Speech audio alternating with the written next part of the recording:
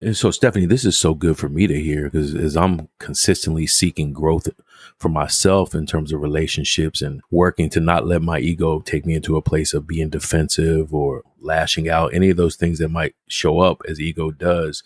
What is, for me and for our listeners, when you're in that moment of the mirror being reflected to you, what is an internal process that you can do to really help yourself be open to the lesson? I guess the second part of that, Stephanie, is what is the Mhm. cost when you miss the lesson?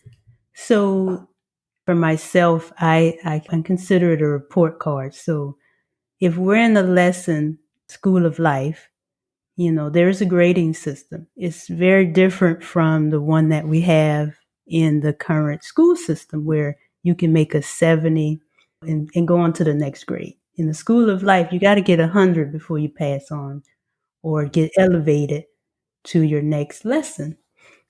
And so I call it the 5 A's. And the 5 A's are centered around being vulnerable.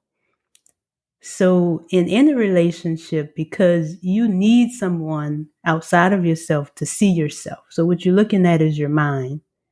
So when we say look in the mirror, you're looking at your relationship with your mind to your spirit. How do you get along? And so because I need that person to see myself, I have to be vulnerable. Because anytime you're in a need situation, it puts you in a vulnerable spot. So you have to become humble, right? Right, right.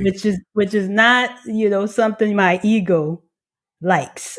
Mm-hmm, So mm-hmm. just to put myself in a vulnerable and humble space, I'm already reducing my ego. And so for my report card, I have to remember these 5 A's. First, I have to be aware of what I don't know, right? And then I have to know my abilities. So if I don't know something, right? Because I said the first part is awareness of what I don't know. Right. Then I have to know what am I able to do to fulfill knowing. I know I'm aware that I only have certain resources within myself. I have to reach out to other people.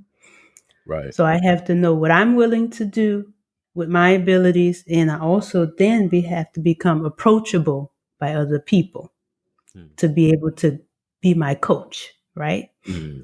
So I have awareness, I have to know my abilities, and then I have to become approachable. And once they approach me, I have to be agreeable. So I have to be open to what they say, no matter what. Usually my ego would be saying, I already know this, what you're saying,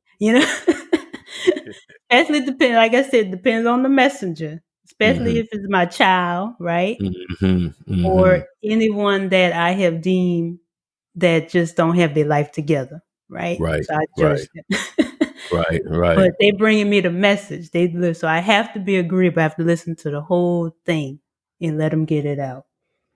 And I have to be available, means fully open to complete this process. And so that's my 5 A's.